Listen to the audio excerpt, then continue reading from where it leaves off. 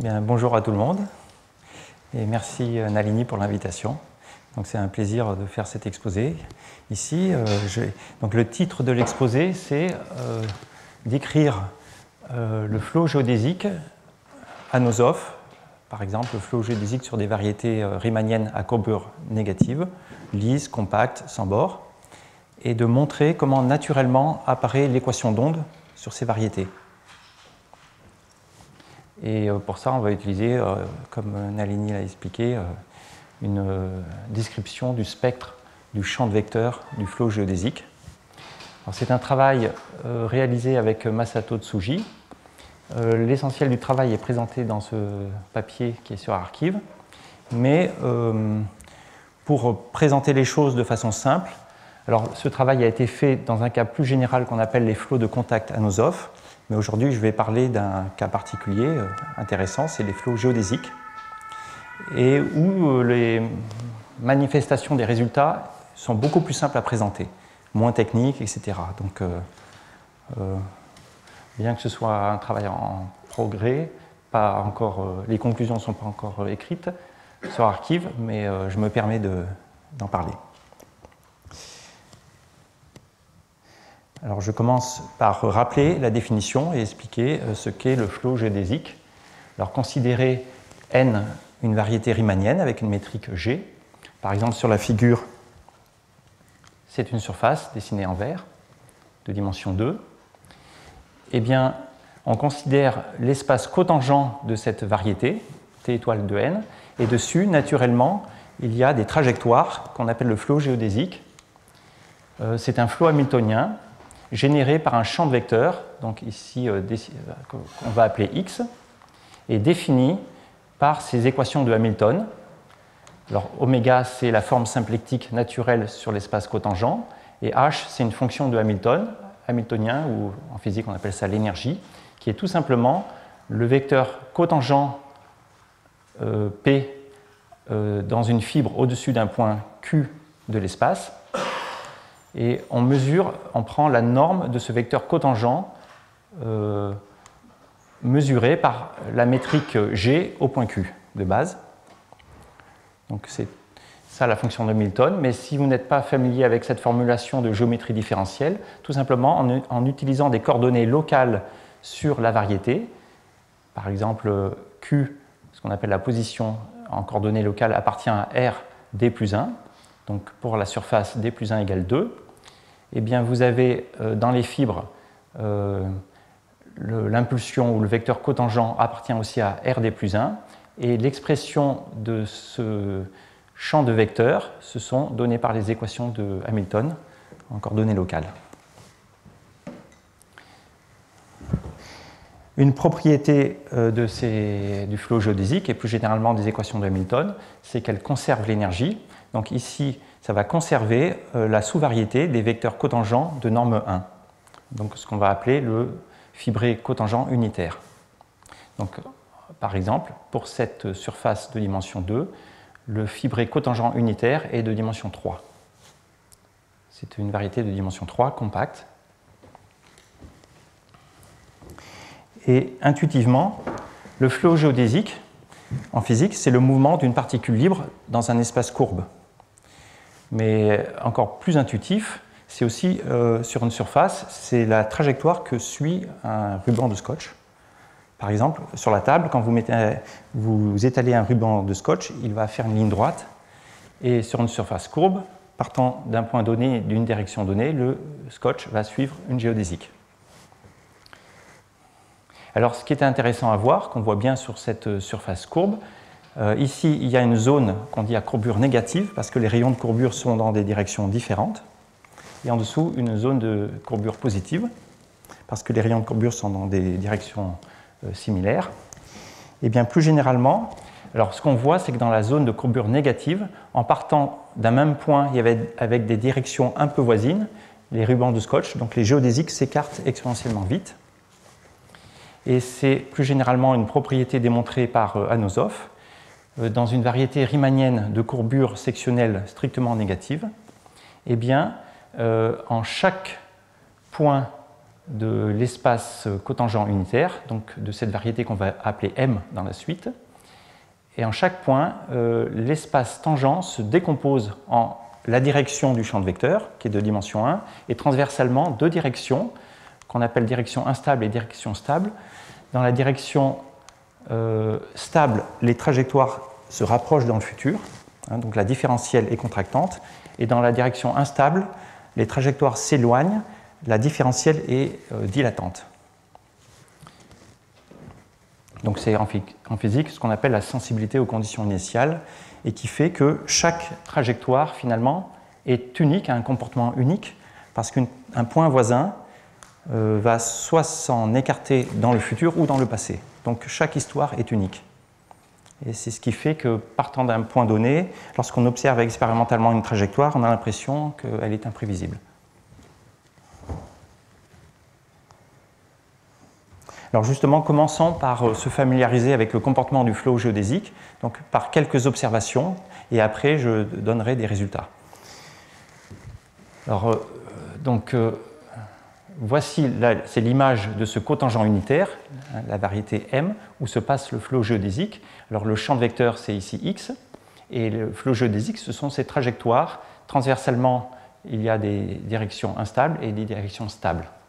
Alors, le champ de vecteur, en géométrie différentielle, on le voit comme un opérateur différentiel d'ordre 1, tout simplement parce que,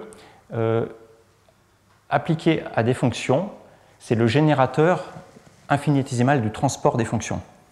Hein, en fait, ce champ de vecteur, vu comme opérateur différentiel, lorsqu'on prend exponentielle tx, c'est tout simplement une fonction donnée composée par le flot au temps t. Donc sur cette image, par exemple, prenons une fonction donnée u, j'ai représenté en gris ici le support de cette fonction, et lorsqu'on le compose par le flot, c'est ce qu'on appelle le tiré en arrière par le flot, le support de u indice t, de u rond phi t, est représenté ici en gris. Alors le fait de le tirer en arrière, dans la direction instable qui est rouge, en arrière, ça contracte. Donc ce support va être extrêmement fin. Dans la direction stable, dans le passé, le support est étiré. Et dans la direction du flot qui préserve les distances, le support ne change pas. Et donc, le support, disons, de cette fonction u rond phi t ressemble à ça, à une fine lame, d'accord, qui est étirée dans la direction stable et qui devient exponentiellement fine. Et si vous continuez à regarder u rond phi t pour des temps très grands, ça va être tiré en arrière, mais comme la variété globale est compacte, forcément cette feuille va se replier. Et pour des temps très longs, ça va ressembler comme ça à un multifeuille, okay, qui va avoir une structure de plus en plus fine avec un taux exponentiel. Mais bien sûr, ça va devenir des distributions en fait, mais qui seront toujours lisses dans la direction stable et lisses dans la direction du flot. Il y aura simplement une structure très compliquée dans les directions transverses.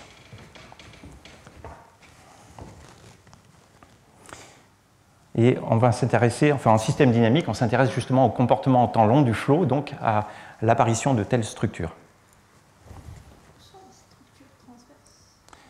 C'est simplement la fonction qui s'est étirée, et je vais montrer une vidéo où on voit toute cette complexité qui apparaît. Alors une petite remarque, c'est que si vous considérez l'opérateur dual du tiré en arrière, c'est un poussé en avant, c'est ce qu'habituellement on appelle l'opérateur de transfert de Ruel. Donc il agit sur les mesures et il préserve les mesures positives de intégrale 1, donc il préserve les mesures de probabilité. Et en particulier, agissant sur une mesure de Dirac au point M, ça donne la mesure de Dirac au point phi t de M. Okay, donc ça décrit tout simplement la dynamique des particules.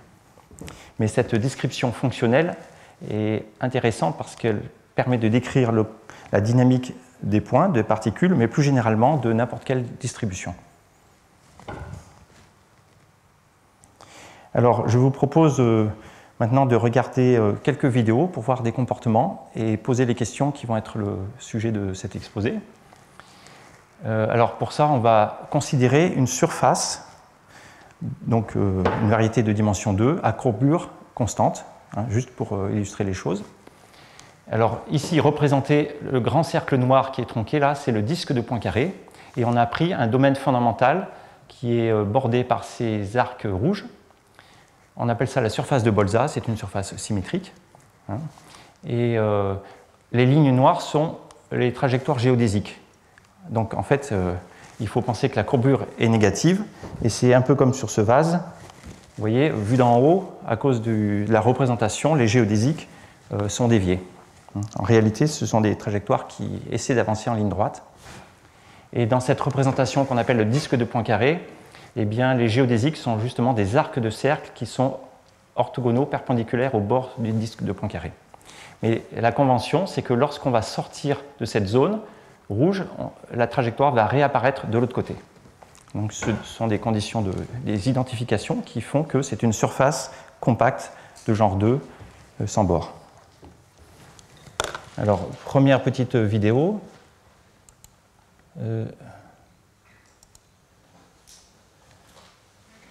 Voilà, donc vous voyez la particule qui est là.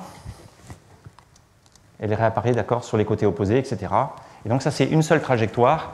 Et vous voyez que bon, on n'arrive pas à prévoir ce qui va se passer, hein, à cause de la sensibilité aux conditions initiales.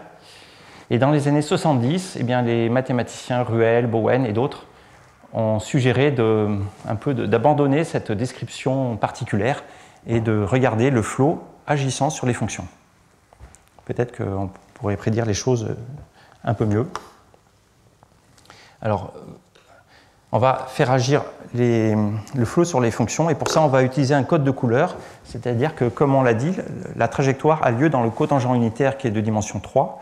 Donc, en chaque point, la direction va être représentée par un code de couleur. Ce code de couleur, d'accord? Alors, voici une petite illustration. Donc, on part de ce point. Donc le bleu veut dire qu'on part dans cette direction. Et là, on a mis beaucoup de particules avec une petite dispersion, hein, un peu comme si on mettait une fonction.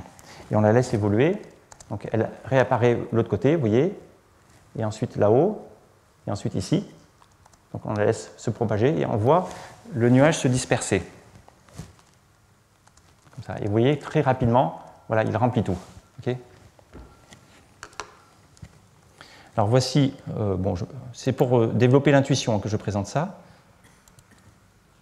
Voilà une autre vidéo. Donc là, on a mis 1 million ou 1 milliard de particules, vous voyez, qui part ici. Donc ça apparaît de l'autre côté, ici. Voilà. Et donc il faut imaginer que c'est une projection de ce qui se passe dans le cotangent unitaire. Donc ce nuage s'étire sur ce qu'on appelle la feuille instable. Et ça, c'est une projection de la feuille instable, qui est de dimension 1. D'accord ? Alors peut-être j'avance un peu plus vite. Voilà, on voit c'est une projection de ce qu'on appelle la variété eurocyclique instable. Et les couleurs, ce sont les directions. Et rapidement, on voit que cette projection commence à remplir tout le domaine fondamental. Vous voyez, donc je passe. On voit encore des arcs de cercle. Mais rapidement, au bout d'un moment, les arcs de cercle disparaissent et en chaque point, toutes les couleurs apparaissent. Vous voyez ? Et là, c'est ce qu'on appelle en système dynamique l'état d'équilibre, la mesure SRB. Voilà. Donc après, cette figure va rester. Alors, les questions qui vont nous intéresser, ce n'est pas de démontrer cet état d'équilibre, je vais rappeler que c'est connu, mais c'est plutôt les fluctuations qu'on voit. Vous voyez qu'il y a des petites fluctuations et on voudrait connaître, une fois qu'on enlève cette constante, qu'est-ce qu'il reste? Donc c'est quelque chose qui tend vers 0, mais qui oscille, et on voudrait vraiment décrire ça. Et dernière vidéo que je veux montrer, parce qu'elle va être importante pour les explications qui vont suivre, c'est que, alors déjà, remarquez que la surface de Bolzat, c'était une surface très symétrique, hein, qui se répétait 8 fois. Donc là, j'ai pris qu'une petite portion. Donc quand vous sortez vers le haut, c'est comme se refléter sur le bord. Hein, donc c'est ce qu'on appelle ici le billard de Bolzat. Et au lieu de faire partir le nuage dans une direction, on le fait partir dans toutes les directions. Donc c'est un cercle. Voilà. Que fait ce cercle? Vous ne serez pas étonné de voir qu'il s'équidistribue lui aussi. Hein? Donc là, je fais avancer un peu plus vite. Voilà. Donc, okay. Voilà, donc avec toutes ces observations, eh bien, le fait qu'on obtienne comme ça cette distribution uniforme sur le cotangent unitaire s'exprime par cette propriété qu'on appelle la propriété de mélange exponentiel. Donc, étant donné n'importe quelle fonction initiale, donc la répartition de particules, lorsqu'on la fait évoluer par le flow, donc lorsqu'on la compose par φt, d'accord, rappelez-vous, ça donnait cette structure très fine, et là, ce qu'on fait, c'est qu'on la teste contre une fonction test C infini. Donc, le fait de tester, ça, on ignore la structure très fine, eh bien, et c'est ce qu'on voit avec nos yeux, parce que nos yeux, d'accord, c'est comme des détecteurs, des observables lisses, eh bien, ce qu'on voit, c'est quelque chose de constant, et en effet, on démontre que cette quantité qu'on appelle fonction de corrélation tend, pour les temps infinis, vu de l'observable f ou de la fonction test, c'est comme si on voyait une fonction constante, fois une constante qui est la moyenne spatiale de U. D'accord ? Donc c'est ce qu'on appelle propriété de mélange, et ça converge exponentiellement vite, avec un taux exponentiel moins t sur 2 pour la surface de Bolzat. Alors la question qui nous intéresse, c'est pas l'équilibre, mais ce qu'il y a dans ce reste. Donc qu'y a-t-il dans ce reste en exponentiel moins t sur 2 ? Peut-on décrire les fluctuations que l'on voit autour de l'équilibre ? Alors voilà, donc une petite remarque un peu poétique. On pourrait se dire, mais c'est quelque chose d'exponentiellement petit, il faut le négliger. Mais c'est important de ne pas toujours négliger les choses. Par exemple, quand vous êtes... Le terme de l'équilibre, c'est une constante, et on a affaire à un espace fonctionnel de dimension infinie. Donc l'analogie que j'aime bien, c'est penser que vous êtes sur une barque au milieu de l'océan. Okay, peu importe que l'océan fasse 4 km de profondeur ou 8 km de profondeur. Ce qui va être important pour vous, c'est le mouvement, donc les vagues, même si elles sont toutes petites comparées à l'océan. Donc les fluctuations en physique sont toujours considérées comme importantes. Voilà, alors je voudrais maintenant décrire un résultat concernant ces fluctuations. Et justement, pour le flot géodésique, alors voici la présentation. Donc on part d'une variété riemannienne, fermée, lisse, et on va appeler pi. Donc voici la variété riemannienne en vert, d'accord ? Et voici le cotangent unitaire, où a lieu le flot géodésique. Et on appelle pi la projection donc, des fibres sur la variété en bas. Alors, une première opération, c'est que partant d'une fonction en bas, qu'on va appeler U, sur la variété, on va la tirer en arrière par la projection. D'accord ? Donc, U rond pi. Ça fait une fonction sur M. Par exemple, ça veut dire que les valeurs en ce point, la valeur en ce point sera répétée sur toute la fibre. Ensuite, on a le flow qui agit là-haut, et on va faire le tirer en arrière de la fonction relevée par le flow. Autrement dit, les valeurs sur toutes ces fibres violettes vont être reproduites sur la fibre ici en bleu. Vous voyez ? On fait le tirer en arrière. Donc la valeur ici va être envoyée ici, etc.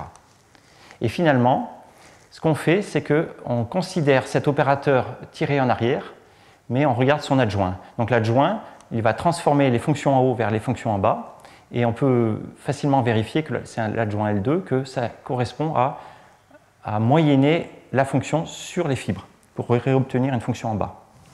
Autrement dit, lorsqu'on compose ces trois opérations, on part d'une fonction en bas, on la relève en haut, on fait le tirer en arrière, donc par exemple, et ensuite on moyenne sur les fibres. Et ça a comme résultat que la valeur résultante en ce point central Q, c'est la moyenne de la fonction initiale sur le cercle géodésique de rayon T. Donc c'est ce qu'on appelle les moyennes sphériques. C'est considéré depuis plus d'un siècle. Il y a une page Wikipédia qui parle de ça.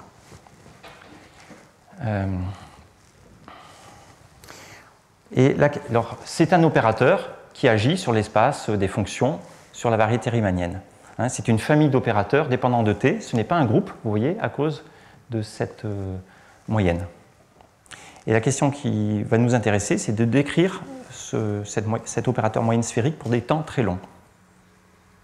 Alors la première chose qu'on peut observer, c'est que grâce à la propriété de mélange précédente, on savait que exponentielle Tx converge au sens faible vers un projecteur de rang 1, et qui est la projection sur les constantes. Donc on ne sera pas étonné d'observer que cet opérateur LT converge pour les temps longs vers la projection sur les constantes, avec un taux justement exponentiel moins t sur 2 en norme L2.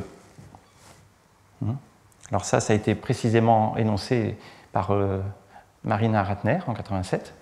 Et notre question, c'est qu'y a-t-il dans ce reste? Alors, ce qu'il y a dans ce reste, je vous propose de le montrer dans une vidéo et après de l'énoncer dans un théorème.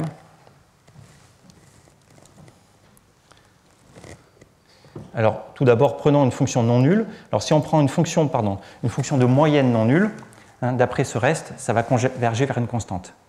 Vous voyez, je répète, vous prenez une fonction U sur la surface, par exemple, et en chaque point, vous faites la moyenne sphérique sur un cercle de rayon T, mais le rayon est de plus en plus grand.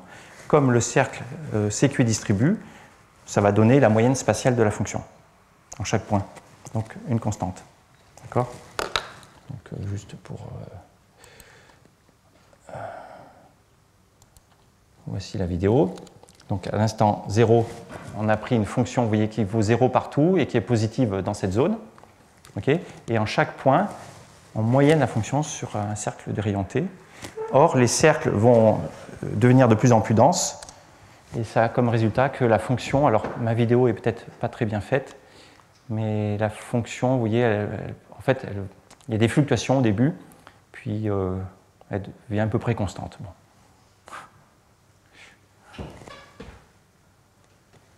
Je pourrais améliorer la vidéo. OK. Alors maintenant, je vous montre, c'est plus intéressant, une fonction initiale de moyenne nulle. Voilà, donc ce qu'on fait, c'est qu'on prend une fonction initiale de moyenne nulle et on va la moyenner sur des cercles. D'accord? Alors on a dit que ça tendait vers 0 exponentiellement vite, comme exponentielle moins t sur 2. Donc ce qu'on fait en même temps, c'est qu'on multiplie par exponentielle t sur 2 pour continuer à voir les oscillations. Alors initialement, voilà, c'est une fonction qui vaut 0 partout, et ici elle a des valeurs positives et négatives. C'est comme ce qu'on appelle un paquet d'ondes. Alors intuitivement, vous pouvez deviner ce qui va se passer au temps court. Parce que supposez que vous preniez un point ici et que vous moyennez sur le cercle comme ça. Vous voyez? Et bien en moyennant sur ce cercle, là ça va faire une moyenne de valeurs positives et négatives, ça va faire à peu près 0. Okay? Donc en tous les points, on aura à peu près 0, sauf pour un point qui est devant. Parce qu'un point qui est devant, le cercle, il va arriver comme ça, et il va se trouver dans une zone soit plus, soit moins. Okay? Et en dessous aussi. Donc on peut deviner que pour les temps courts, ce paquet d'ondes va partir vers le haut et vers le bas, en deux valeurs. Okay? Donc voici ce qui se passe. Donc c'est un peu ce qu'on voit. Et puis il se reflète sur les bords. Et alors là, n'oubliez pas, normalement ça tend vers 0 et on multiplie sans arrêt par exponentielle t sur 2. Et on voit, eh bien, comme des ondes à la surface d'un lac. Alors je vais un peu plus vite. Ça se reflète, ça interfère, vous voyez. Et pour les temps plus longs, ça fait des figures, si vous êtes familier avec les figures de chaos quantique ou chaos ondulatoire, ça ressemble vraiment aux ondes qu'on voit en chaos ondulatoire.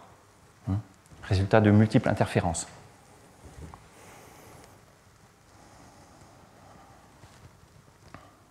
Voilà. Alors je reviens aux slides. Et voilà donc un premier théorème. Dans un cas particulier de surface à courbure constante, comme une surface hyperbolique. Alors en théorie des groupes, une telle surface est obtenue en prenant le groupe SL de R ou PSL de R qu'on quotiente à gauche par un sous-groupe discret co-compact et à droite par le sous-groupe SO2 compact. Imaginez la surface de Bolzar. Eh bien, le théorème, rappelez-vous, ça c'est l'opérateur de moyenne sphérique, il dit que pour les temps longs, dans l'espace L2, eh bien, cet opérateur converge vers un opérateur de rang fini. Donc, par exemple, c'est la projection sur les constantes. Éventuellement, il y a un nombre fini d'autres termes qui correspondront aux petites valeurs propres du Laplacien. Et ensuite, avec un préfacteur exponentiel moins t sur 2, il apparaît cet opérateur. Donc cet opérateur, c'est un opérateur fixé W, qui est un opérateur inversible, et il apparaît l'opérateur qu'on appelle propagation des ondes, exponentielle IT, racine carrée de Laplacien moins un quart, plus l'adjoint. Et ensuite, un terme qui décroît relativement exponentiellement vite. Donc le phénomène qui nous intéresse, c'est cette partie-là, vous voyez, qui est non triviale. Alors, peut-être juste je commente. Voilà, cet opérateur, on l'appelle opérateur propagation des ondes, vous voyez, pour la simple raison que si on le fait agir sur une fonction, ça donne une fonction qui dépend du temps, mais cette fonction qui dépend du temps, quand vous dérivez 2 fois, ça va faire sortir moins cette racine au carré, donc moins le Laplacien appliqué à UT. C'est vraiment l'équation d'onde. Une autre remarque, c'est que, voilà, comme je l'ai dit, les opérateurs ici de rang fini dominent pour les temps longs, mais c'est de rang fini. Donc on se permet de ne pas s'y intéresser. Et la preuve de ce théorème... Cet opérateur de rang fini, c'est ce qui correspondrait aux valeurs propres du Laplacien entre 0 et 1 quart, c'est ça? Exactement. Plus la représentation triviale, la valeur propre 0.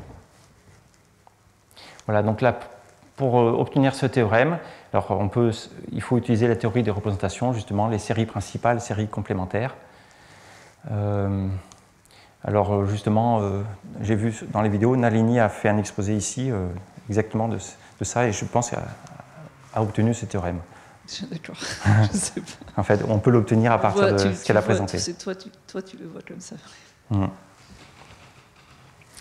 Une petite remarque, ce sera important pour la suite, c'est que cet opérateur qui dépend du temps, vous voyez, le moins 1,5 ici, on peut l'inclure dedans, donc ça nous fera que le générateur, c'est moins 1,5 identité, plus i racine carrée du Laplacien moins un quart. Et sachant que le spectre du Laplacien est positif, d'accord, donc le spectre de racine carrée du Laplacien est positif, fois i, c'est sur l'axe imaginaire, et moins 1,5, ça le shift à gauche. Donc le spectre de cet opérateur se trouve sur cette demi-axe vertical. Et le reste qu'on a mis, qu'on n'a pas décrit ici, bon, on pourrait en dire plus, il décroît comme exponentielle moins 1,5, moins 1, donc moins 3,5. Voilà, c'est quelque chose qui est à gauche de cette ligne en pointillé. C'est spécifiquement pour ça ou il n'y a pas de petite valeur propre? Alors, ça c'est pour toutes les surfaces hyperboliques. Quand vous changez de surface hyperbolique, il y a un nombre fini de valeurs propres qui peuvent apparaître là sur l'axe réel. Mais sinon, en fait, les petites valeurs propres, il les met dans RT, en fait. Voilà. Et comme c'est un nombre fini, on les fait avaler par ce terme. OK ? Voilà. Alors la question qui nous intéressait avec Masato Tsuji, c'était de voir si ce genre de phénomène était vraiment spécifique à la théorie des groupes, etc., si c'était algébrique ou si c'était géométrique et dynamique, si ça pouvait exister dans un cadre plus général. Et alors, voilà le résultat peut-être qu'on va présenter, qui est a priori un peu surprenant, c'est que c'est plus général en effet. Il y a quelques variantes, mais en gros, c'est le même résultat. Donc considérons maintenant un cas plus général qui est une variété qu'on appelle anosophe. C'est une variété fermée, riemannienne, telle que le flot géodésique soit anosophe sur le fibré cotangent unitaire. Donc je vous rappelle, ça veut dire qu'il y a la direction du flot et transversalement, c'est soit dilatant, soit contractant, uniformément. Et je vous rappelle qu'on s'intéresse à l'opérateur moyenne sphérique qui agit sur l'espace L2 des fonctions sur N. Ce n'est pas un groupe, c'est une famille d'opérateurs. Alors là, je suis désolé, j'introduis des paramètres importants, mais qui vont remplacer le moins 1,5 et le moins 3,5 de tout à l'heure. C'est pour préciser des estimés. Alors, je le dis rapidement. Pour chaque cas entier, eh bien, on introduit un fibré sur M, sur l'espace cotangent unitaire, de la façon suivante.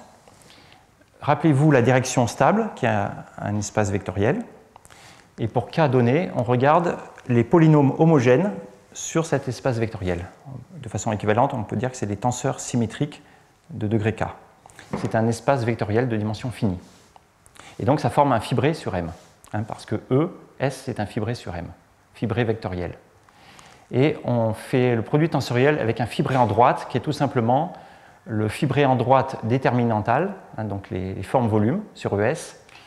Moins 1,5, ça veut dire le dual des demi-formes. Alors, dans la preuve, on verra pourquoi c'est important. Et j'appelle FK ce fibré vectoriel sur M. Et comme c'est un fibré naturel, le flot géodésique, lui, agit sur la variété M, mais il agit sur les tenseurs, etc. Donc il agit sur les sections de ce fibré. Et j'appelle XFK le générateur, enfin la dérivée, le générateur de transport de ces sections. Et on peut regarder, c'est un groupe qui fait évoluer les sections, et on peut regarder la norme de cet opérateur, la norme infinie, pour les temps positifs ou les temps négatifs.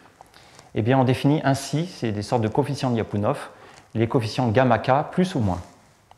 Ça montre la croissance de la norme des sections dans les temps positifs ou négatifs.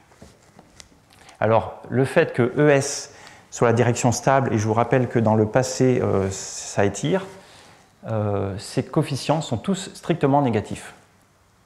Et quand k grandit, ils deviennent de plus en plus, ils tendent vers moins l'infini.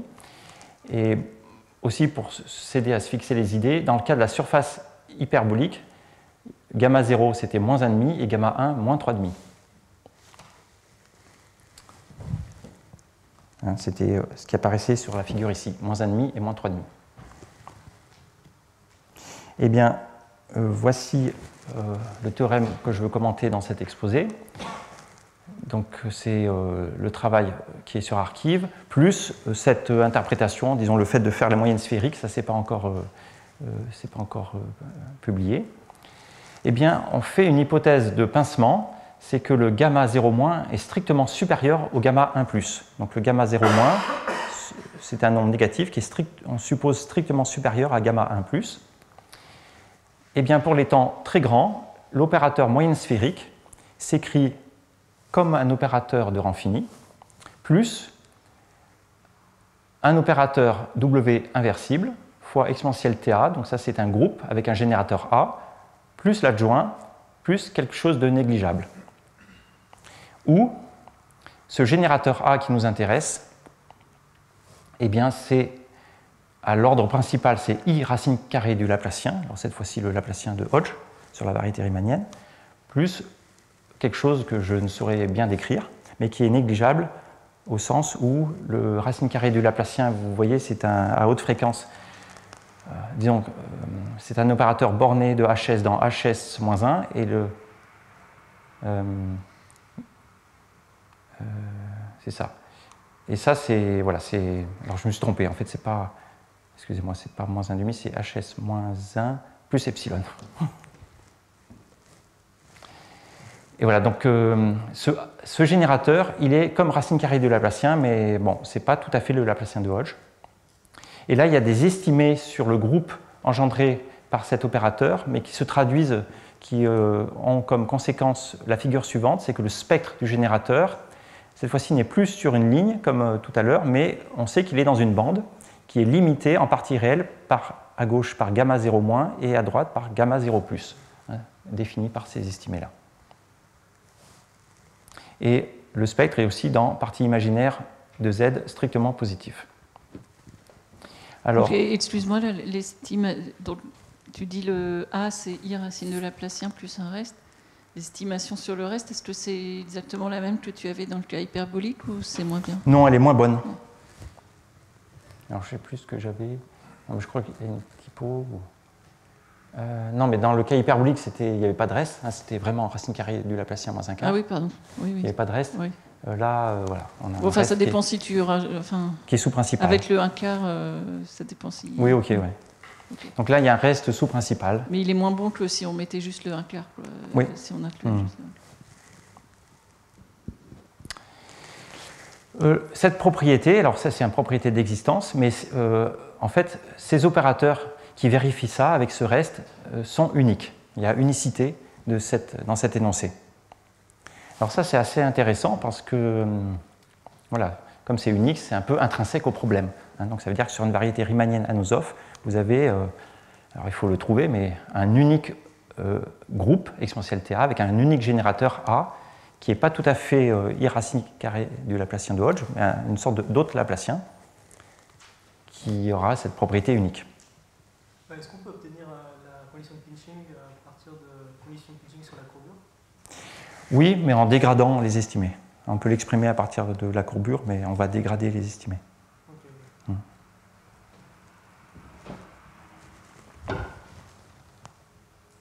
Voilà, alors je voudrais commenter ce résultat. Donc là, c'est le même théorème que j'ai recopié. Alors, premier commentaire, c'est que là, on a fait des moyennes sphériques de fonctions. Hein, donc, mais on pourrait plus généralement considérer des sections à valeur dans un fibré. Et en choisissant bien le fibré, justement, en choisissant le fibré, alors, qui est les demi-formes sur la direction stable, eh bien, les choses s'améliorent un peu. C'est qu'au lieu que le spectre soit dans une bande, comme ça, le spectre s'accumule sur l'axe imaginaire. La raison est simple, c'est que vous voyez les estimés de gamma 0 plus, gamma 0 moins, là c'était donné par ce fibré ici. Or, pour k égale 0, ça veut dire la première bande, eh bien, les polynômes homogènes de degré 0, c'est les constantes, donc ça c'est un fibré trivial de toute façon. Et ici, il reste ce fibré. Mais si on fait le produit tensoriel par le fibré dual, on va obtenir le fibré trivial.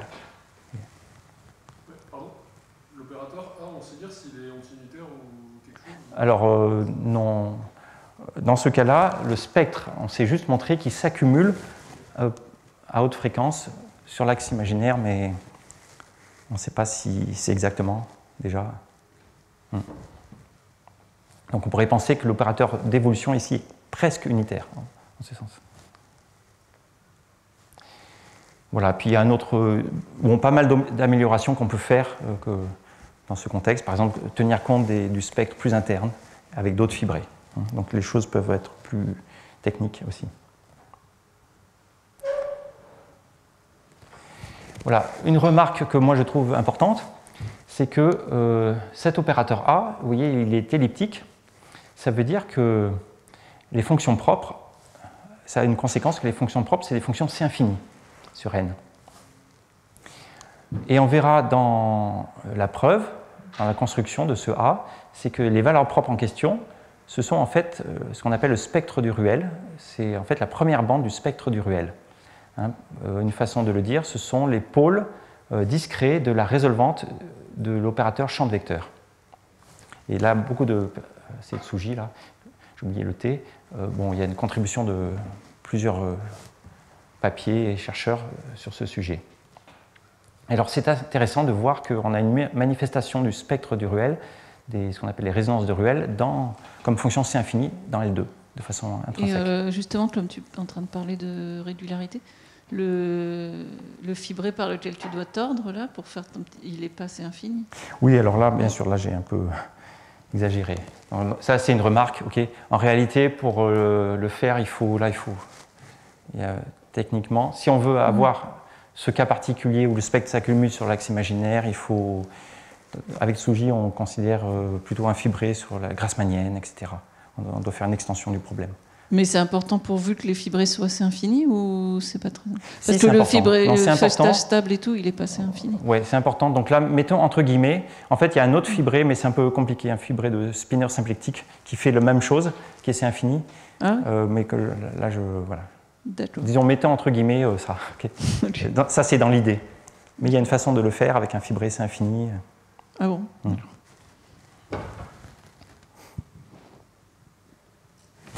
J'aurais dû mettre des guillemets, voilà, sur. Voilà, donc une remarque de cette moyenne sphérique, un intérêt, c'est que le spectre discret de Ruel a donc une existence intrinsèque et une manifestation dans l'espace L2, sans avoir eu besoin de parler d'espace anisotrope de Sobolev. Okay, alors que la théorie, derrière, la preuve, nécessite ces espaces de distribution.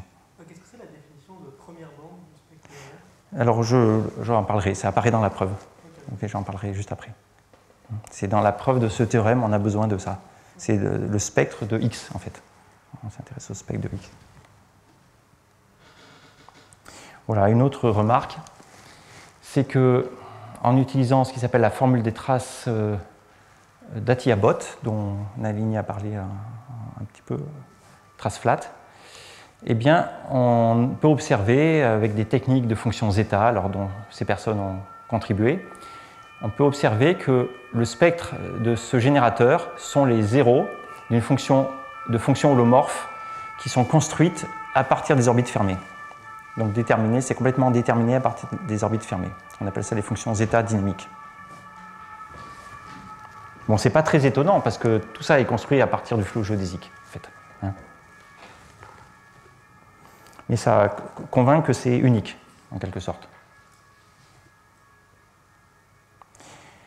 Alors là, c'est une liste de travaux reliés à ce résultat. Alors, en 2006, je m'étais intéressé à ce problème et le modèle le plus simple qu'on puisse imaginer pour se poser la question, c'est ce qu'on appelle le CatMap. C'est l'application hyperbolique, automorphisme symplectique sur le TOR. Et on considère une extension de contact et on peut faire un peu les mêmes choses, s'intéresser au spectre de Ruel et on voit apparaître déjà ce qui s'appelle le CatMap quantique, là-dedans, dans cette dynamique. Ensuite, avec Masato Tsuji, on a plus généralement considéré le cas non linéaire. C'est donc des diffeomorphismes symplectiques non linéaires anosophes, un peu quelconques, et observé un résultat similaire. Avec Dyatlov, Guillermo, on a considéré des flots géodésiques sur les variétés hyperboliques, donc avec une grosse symétrie. Il y a des travaux de Hilgert et Tobias Weich aussi. Et plus récemment, des travaux sur les flots de contact anosophes. Voilà. Et d'autres travaux, alors pas dans le cadre hyperbolique, mais par l'équipe Dang, Léoto, Rivière, qui considèrent les moyennes sphériques et qui obtiennent des résultats un peu de cette saveur sur le spectre de moyenne sphérique, d'opérateurs moyennes sphériques. Voilà, je me permets maintenant de faire des remarques un peu générales que je trouve intéressantes en physique mathématique sur ce qu'on appelle la quantification, le fait de relier la dynamique classique et la dynamique quantique. Et comment ce que je viens de présenter peut être relié à ces questions de quantification. Alors, je vous rappelle que de façon un peu générale et un peu grossière, peut-être un peu résumée, ce qu'on appelle la quantification, c'est une opération, hop, qui partant d'une dynamique hamiltonienne, et donc d'une fonction de Hamilton, on obtient un opérateur. Par exemple, partant de la composante PJ de l'impulsion ou du vecteur cotangent, on obtient moins I, la dérivée partielle par rapport à QJ. Et appliqué au flot géodésique, eh bien, le hamiltonien, c'est la norme de P. Or, la norme de P, c'est racine carrée de la norme de P carré, d'accord ? Donc, on va obtenir naturellement quelque chose qui ressemble à racine carrée du Laplacien comme opérateur. Et ce générateur, on le met dans l'équation de Schrödinger et ça nous donne l'équation d'onde. Alors, c'est un peu comme ça qu'on dit les choses en physique mathématique. Et c'est la source de toute une théorie qu'on appelle l'analyse semi-classique, avec la théorie de WKB, les théorèmes d'Egorov, etc., le théorème de propagation des singularités. Et on montre que lorsqu'on considère cette équation de Schrödinger dans la limite des petites longueurs d'onde, eh bien, la solution, la fonction U de t, son comportement se comprend assez bien à partir du comportement du flot hamiltonien, donc en l'occurrence des géodésiques. Et donc on a une sorte d'émergence ou de limite étudiant l'équation d'onde à t fixé, mais pour lambda, la longueur d'onde tend vers 0, on voit apparaître le flot géodésique. C'est ce qu'on appelle les théorèmes d'analyse semi-classique. Et historiquement, tout ça s'est inspiré de la physique. Il y a très longtemps, donc c'est Hamilton en 1834, a montré que l'optique géométrique, la dynamique des rayons, c'est la limite à petite longueur d'onde de l'optique ondulatoire. Et en effet, c'est pertinent parce que la longueur d'onde de la lumière, c'est de l'ordre du micromètre. Et dans les années 1920, on a découvert que la mécanique classique de Newton, qui était connue depuis plusieurs siècles, est en fait une limite à petite longueur d'onde quantique, gouvernée par l'équation de Schrödinger. Voilà, donc on a cette limite.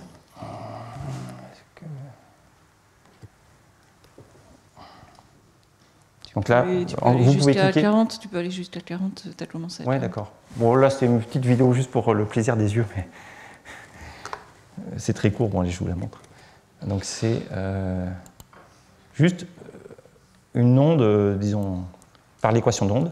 Donc c'est une onde, un paquet d'ondes sur le billard de Sinaï.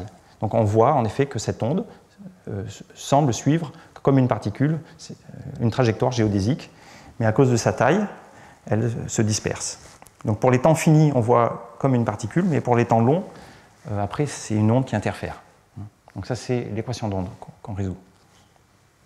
Et on voit bien que son comportement est bien gouverné de façon sous-jacente par le flot géodésique. Voilà. Et le théorème précédent, okay, sur les moyennes sphériques, curieusement, concerne la direction opposée.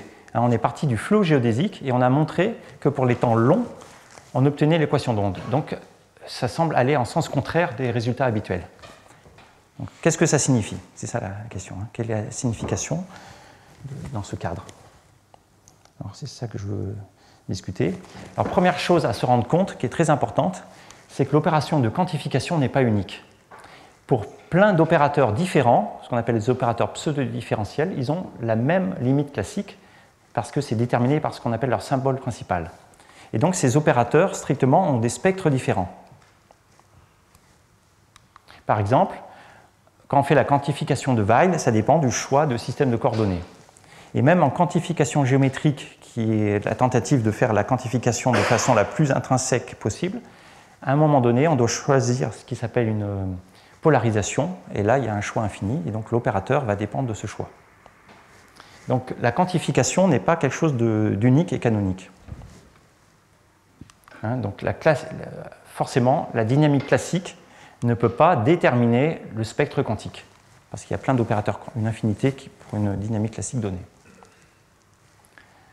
Or, on peut voir que l'opérateur A qui est émergé là dans la moyenne sphérique, c'est une quantification parmi d'autres.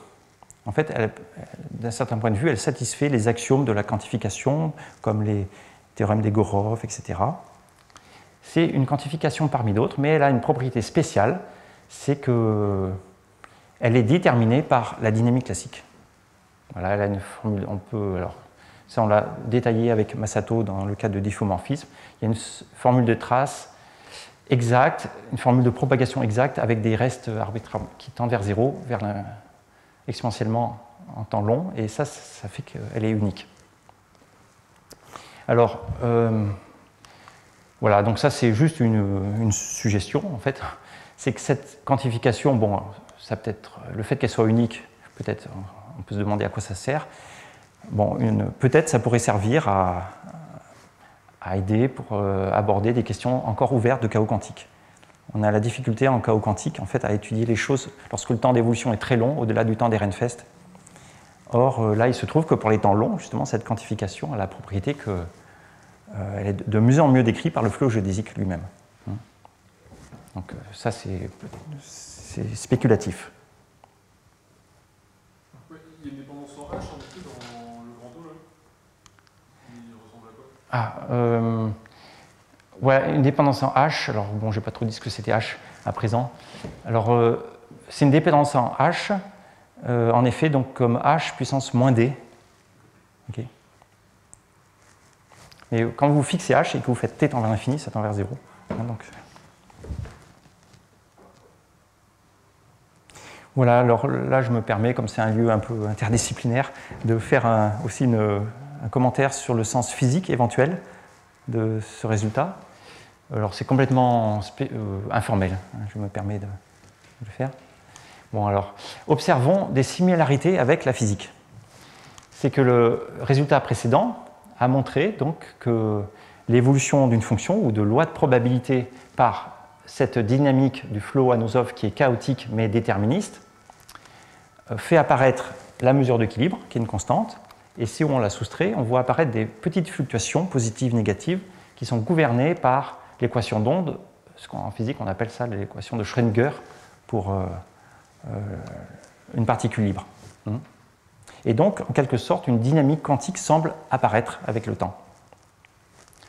Or, en physique, depuis 1920, d'après les expériences, on voit que les phénomènes expérimentaux nous ont amené à un formalisme qu'on appelle la mécanique quantique, qui nous mène à décrire la matière comme des ondes, mais avec une interprétation probabiliste.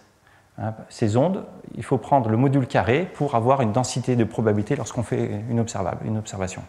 Bon, et jusqu'à présent, c'est très mystérieux ce formalisme pour les physiciens, enfin pour tout le monde. Et parfois, on peut se demander, est-ce qu'il n'y aurait pas un modèle déterministe sous-jacent, qui pourrait faire surgir, émerger ce formalisme quantique. Voilà, donc juste, je me permets de mettre en avant peut-être cette similarité entre ces deux choses. Bon, c'est un peu une question que se posent les physiciens. Est-ce qu'il y aurait un modèle déterministe sous-jacent? Mais c'est une question qu'on a le droit de poser, ou si on la pose, on s'écarte un peu du dogme officiel?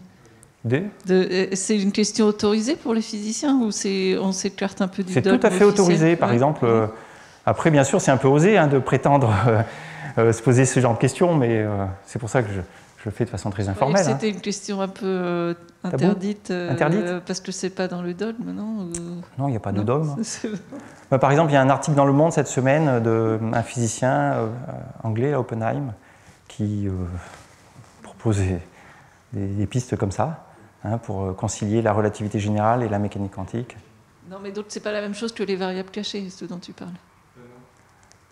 Alors, ça pourrait ressembler, mais dans le théorème entre guillemets de variables cachées, on suppose que c'est local. Alors bien sûr, il ne faudrait pas que ce modèle déterministe soit local. Mais là, j'ai proposé aucun modèle, c'est juste une analogie, mais ça, pour les gens rêveurs, ça peut suggérer de la méditation et puis de chercher un peu. Voilà. D'accord. Ça peut être une motivation pour réfléchir. Non, mais... C'est juste, j'avais l'impression qu'il y avait certaines questions qui n'étaient pas autorisées, que tu étais autorisé en maths, mais pas en physique. Alors, dans ce domaine précis. Ouais, si de façon sérieuse on veut envisager ce genre de questions, il faut tenir compte de tous ces phénomènes, théorème de Bell, etc. Il ne faut pas qu'un modèle déterministe soit local, par exemple.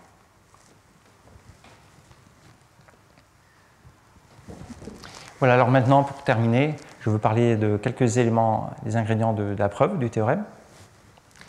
Alors, c'est basé donc sur l'article que j'ai dit, qui concerne les flots de contact Anosov, plus discuter les conséquences lorsqu'on fait la projection moyenne sphérique. Donc ça, c'est un travail pas encore publié.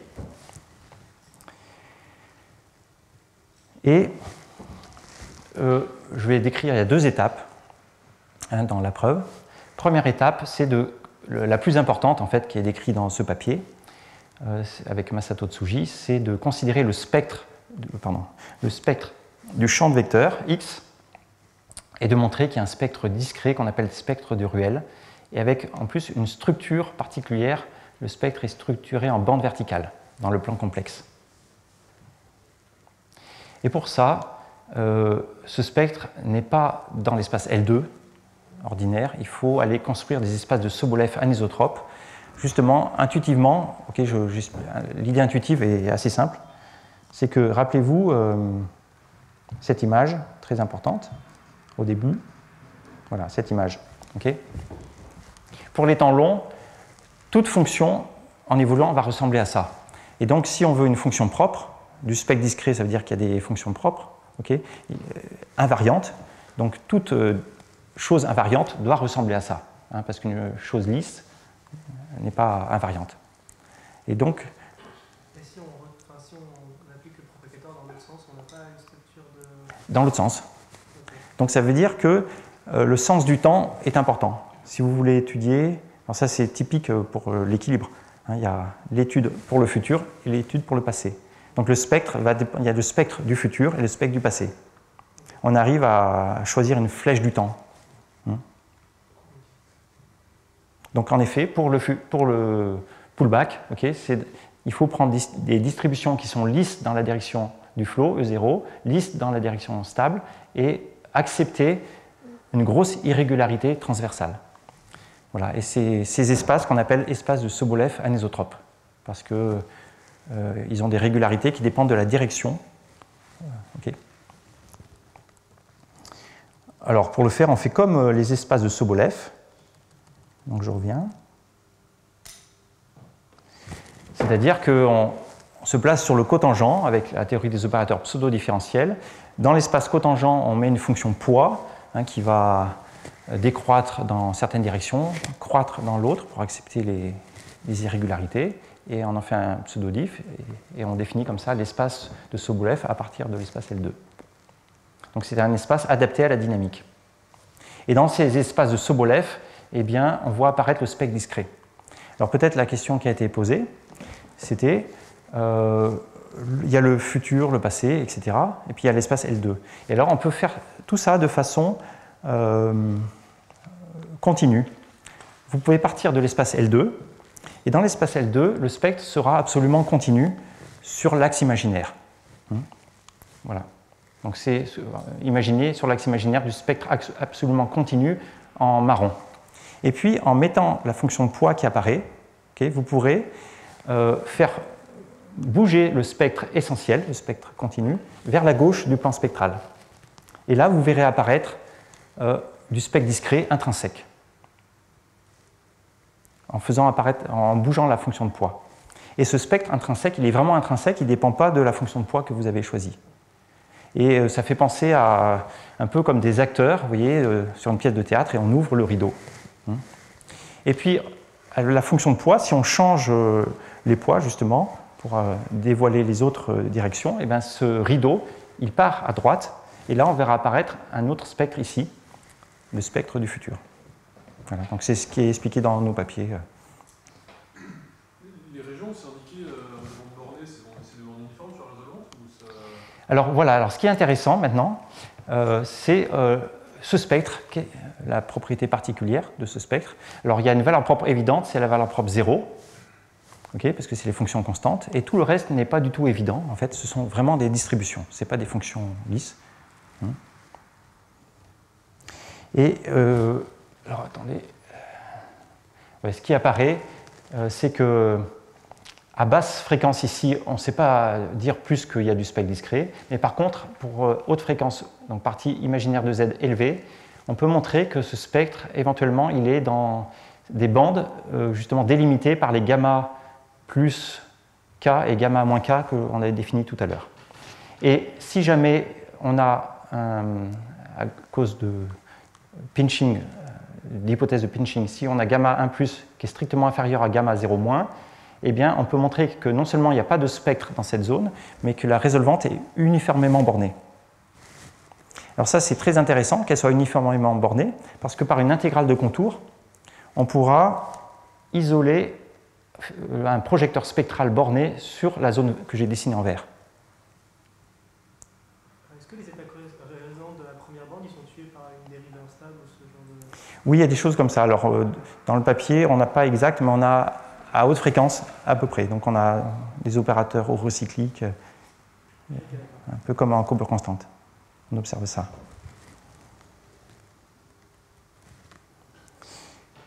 Donc, pour, bien sûr, les techniques pour obtenir ça, c'est l'analyse microlocale avant tout. Et l'analyse microlocale, comme on travaille sur le cotangent, on utilise la structure géométrique du cotangent, et c'est la géométrie symplectique, qui est vraiment importante. Et derrière, donc une fois qu'on fait cette analyse, on s'aperçoit qu'à haute fréquence, on peut travailler à petite échelle, qu'on peut approximer le flot géodésique par son linéarisé, donc par des applications linéaires symplectiques. Et on fait de l'algèbre linéaire symplectique. Et au cœur de ça, il y a ce qui s'appelle les spinners symplectiques, qu'on appelle aussi opérateurs métaplectiques. Voilà. Et rien que dans ce modèle algébrique linéaire, c'est très intéressant de voir l'émergence de la mécanique quantique. Donc au total, on part de cette variété M qui est déjà le cotangent unitaire de la variété riemannienne. On fait l'analyse microlocale sur le cotangent de M, mais ensuite on linéarise, donc on travaille sur le tangent du cotangent unitaire de N. Et c'est vraiment là que les choses se passent. Et finalement, une fois qu'on y est arrivé, elles ne sont pas si compliquées. Bon, ça c'est la première étape, qui est le gros du travail, qui est d'obtenir cette description du spectre en bande. Et la deuxième étape, c'est celle que j'ai présentée aujourd'hui, c'est d'essayer de considérer les moyennes sphériques, et de considérer l'opérateur moyenne sphérique où on a mis ces opérateurs à droite et à gauche pour déduire les asymptotiques de cette famille d'opérateurs. Alors pour faire ça, les moyennes sphériques, c'est les moyennes dans la fibre, c'est ce qu'on appelle la direction verticale. Et on utilise de façon essentielle que la direction verticale est transverse uniformément aux directions stables et instables. Et ça a comme conséquence que comme ces distributions de Ruel, toutes ces fonctions propres, ce sont des distributions qui sont très irrégulières dans la direction instable, mais quand en moyenne, ça va enlever l'irrégularité, ça va ce qu'on appelle tuer le front d'onde. Donc ça c'est essentiel. C'est là que je arrive à la conclusion. Et donc, j'ai juste un petit truc à montrer. Comme je l'ai dit, on considère la partie verte, c'est la partie dominante pour les temps longs. Et donc, le fait que la résolvante soit uniformément bornée, on peut extraire un projecteur spectral sur la zone verte. Donc, un projecteur, par exemple pour la zone ici positive et la zone négative. Et donc, un espace, l'image de ce projecteur, que j'appelle im de P, plus ou im de P-, c'est un espace de Libert. Un espace fermé.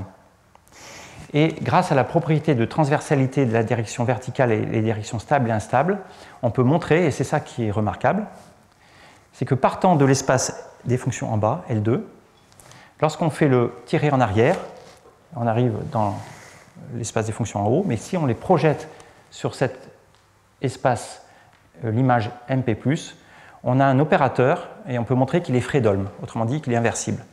Donc on a, modulo un reste de dimension finie, on a une identification entre l'espace L2 en bas et l'espace des résonances de la première bande, soit de fréquence positive, soit de fréquence négative. Voilà, et donc on peut utiliser ça et obtenir la conclusion de la façon suivante. Donc on part de cet opérateur moyenne sphérique, et ce qu'on va faire, c'est qu'on va introduire le projecteur spectral sur soit la partie positive, soit la partie négative, et obtenir comme ça un L+ et un L-. Ce faisant, on oublie le nombre fini de résonances ici, donc ça fait un opérateur de rang fini, et on oublie tout ce qui est à gauche de gamma 1+, donc ça fait un opérateur qui décroît très vite en norme L2. Et concernant cette partie, par exemple L+, vous voyez, on a introduit le projecteur spectral, mais comme on l'a dit, ce projecteur avec π0, c'est un opérateur inversible. Donc ici, on introduit B fois B-. Là, on voit apparaître le conjugué du flux géodésique en haut. Donc ça permet comme c'est un opérateur Fredholm, on peut le réaliser en bas, d'accord, et on définit, c'est donc un groupe, et le générateur de ce groupe A, c'est tout simplement le conjugué du champ de vecteur par cet opérateur B, qui est inversible. Voilà, et donc là on voit apparaître un opérateur résiduel qui est le W. Okay, donc ça nous donne le résultat, comme ça. Petite remarque, parce qu'on en a discuté avec Nalini ce matin, okay, un peu pour mettre en avant ce genre de résultat, c'est que si vous prenez une fonction sur M, sur le cotangent unitaire, que vous pensez à une observable. Okay, donc on peut définir ce qui s'appelle la quantification de Toeplitz. Donc la quantification de Toeplitz, c'est un opérateur sur L2, vous prenez une fonction en bas, grâce à cet isomorphisme, vous le remontez en haut et vous le projetez sur cet espace. Ensuite, vous multipliez par l'observable et hop, vous ramenez tout en bas. D'accord ? Eh bien, observons quelque chose d'extrêmement simple, c'est que en termes pour le flot géodésique, vous voyez, on a une propriété de transport évidente, c'est que le push forward composé avec la multiplication par la fonction et le pullback, c'est tout simplement multiplié par la fonction composée par le flot. ça c'est évident. Mais maintenant, on peut déduire que si on fait cette conjugaison de hop de A par l'évolution de cette évolution quantique, entre guillemets, eh bien, si on écrit ce que sont les choses, on voit que B et B-1 s'éliminent. Il apparaît le composé de A avec le flow, okay, donc on a hop de A ronfité, ce qu'on appelle la formule d'Egorov qui est exacte. Mais c'est un peu trivial parce que, par construction, cet espace de Hilbert est invariant par le flot géodésique. Donc c'est un petit peu ça que... Et donc ça, c'est une espèce de nouvelle quantification, c'est ça. Mais et si la fonction A, elle dépend que du point base, hop de A, c'est pas la multiplication par A, c'est ça? Pas tout à fait, non. Non, c'est ça. Non, mais avec Zelditch, on avait le même phénomène quand on a essayé de faire un Egorov-Elzad sur les surfaces hyperboliques. On avait une formule, mais effectivement, si on prenait A qui était juste une fonction de X, on n'obtenait pas un opérateur de multiplication. Donc il y avait un petit reste après, quoi. C'était un peu bizarre. Cette quantification, elle est faite pour que ça marche, oui. Voilà, donc je vous laisse éventuellement regarder par vous-même les slides qui sont sur ma page web, où je détaille un peu plus la première partie, mais qui est plus technique, et où, en allant chercher justement les spinners symplectiques dans le cotangent. Et ma dernière slide, voilà, je reviens sur cette image un peu poétique. Ce qu'on a fait, c'est qu'il y avait l'état d'équilibre qui domine, mais on allait chercher au-delà les fluctuations autour de l'état d'équilibre. Un peu comme, vu de loin, la Terre paraît calme, avec un océan bien rond, bien calme. Lorsqu'on regarde de près, bon, l'océan bouge et c'est important pour nous, okay, et pour autant, c'est pas négligeable, voilà. Et puis, petite aussi aparté physique qu'on a fait, c'est est-ce que la mécanique quantique en physique pourrait émerger d'une dynamique sous-jacente déterministe? Ok, ça peut vous inspirer, j'espère. Merci pour votre attention.